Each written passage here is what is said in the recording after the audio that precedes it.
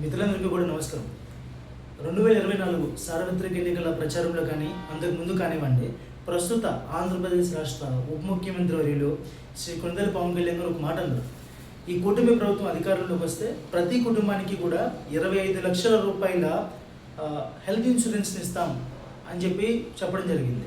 మొన్న సెప్టెంబర్ 4వ తారీఖు జరిగినటువంటి ఆంధ్రప్రదేశ్ రాష్ట్ర క్యాబినెట్ మీటింగ్లో తీసుకున్నటువంటి నిర్ణయం ఏంటి అని అంటే, ఆంధ్రప్రదేశ్లో అంటే ఫినాన్షియల్ స్టేటస్కి సంబంధం లేకుండా ఉన్నటువంటి 1,63,00,000 కుటుంబాలకి, అంటే ప్రతి కుటుంబానికి కూడా 25 లక్షల రూపాయల ఆరోగ్య బీమాని ప్రభుత్వం అందిస్తుంది.